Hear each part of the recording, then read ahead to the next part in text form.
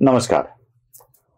बलराम आणि भगवंताच्या स्वर्गरोहणानंतर एक भयंकर गोष्ट द्वारकेमध्ये घडली, ते म्हणजे समुद्राला प्रचंड मोठ्या प्रमाणावर भरती आली. समुद्राच्या लाटा द्वारकेला गिळंकृत करू लागल्या.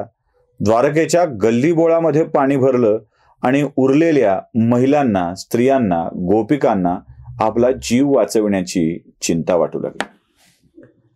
तिथल्या रणकंदनानंतर जे काही द्वारकेतल्या महिला आणि मुलं उरली होती, त्या सगळ्यांनी कसं बसं आपला जीव वाचवायचं ठरवलं आणि मिळेल ते लाकूड हाताशी धरून, कुणाला फळ्या सापडल्यात, कुणाला काय सापडलंय, समुद्राच्या महाभयंकर लाटावरती ते स्वार झाल्यात. अर्थात ज्यांची लाकडं तकलादू होती ते समुद्राचे बळी झाले आणि ज्यांचं नशीब बलवत्तर होतं अशी त्या समुद्रातून वाचली आणि द्वारकेच्या किनाऱ्यावर येऊन थांबली. मंडळी, आजही ती द्वारका समुद्राच्या तळाशी अस्तित्वात आहे. जिथे देशाच्या पंतप्रधानांनी आत जाऊन ध्यानमग्नता स्वीकारली होती, तीच ती द्वारका.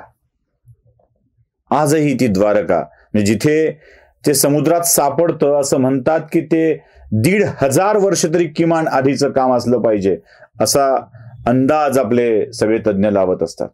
आजही ती द्वारका तिथे आहे. यातून, या सगळ्या प्रलयातून, खरं तर द्वारकेसाठीचा महाप्रलय असतो, म्हणजे अर्धे किनाऱ्यावरती झालेल्या युद्धात परस्परात मारता मारता मरण पावले आणि उरलेले द्वारकेत बुडून मेले. त्यातूनही उरलेले जेव्हा समुद्राच्या बाहेर येऊन कसे बसे आता पुढे द्वारका सोडली आहे तर मथुरेकडे जाऊ या विचाराने निघालेले होते. मथुरा सोडली होती, कृष्णाने सोडायला लावली होती.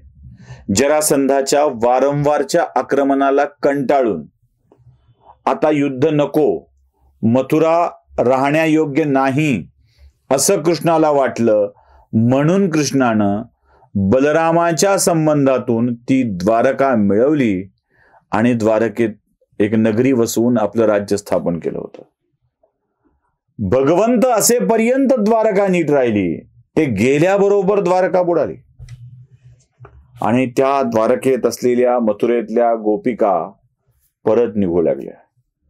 दुर्दैव दुर्दैव म्हणतात ते याला, दुर्दैव म्हणतात ते याला.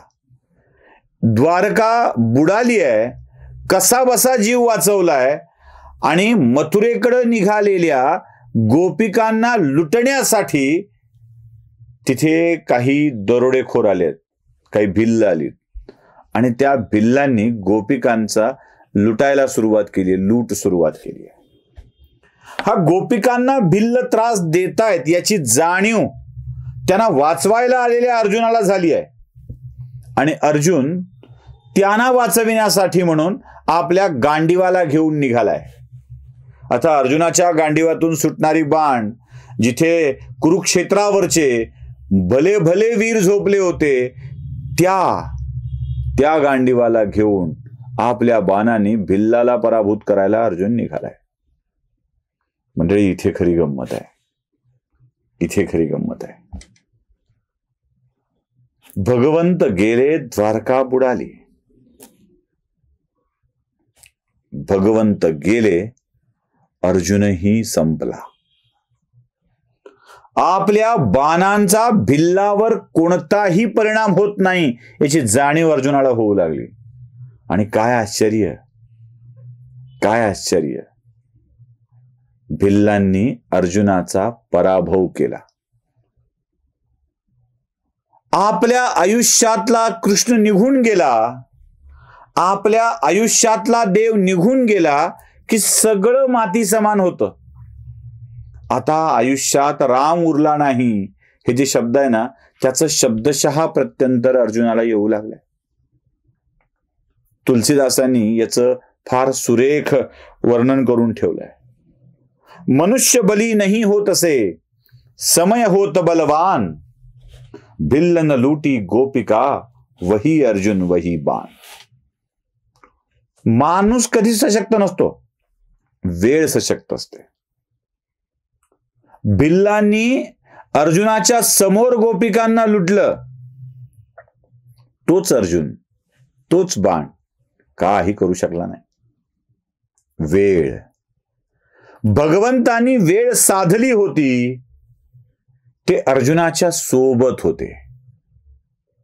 अर्जुनाची साथ सोडली आणि अर्जुन निष्प्रभ झाला.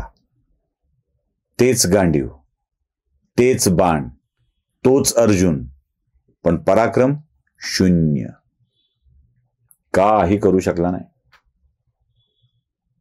त्याच्या समोर हे सगळं घडत होतं. त्याच्या समोर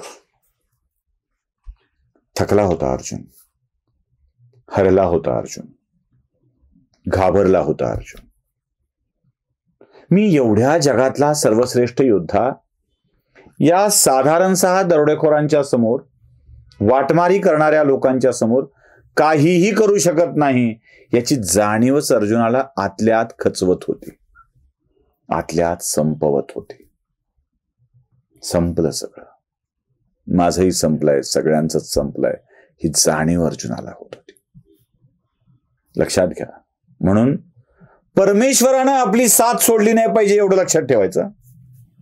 आयुष्यात काय साध्य करायचं आहे, आपण देवाला सोडण्याचा मूर्खपणा नेहमीच करतो.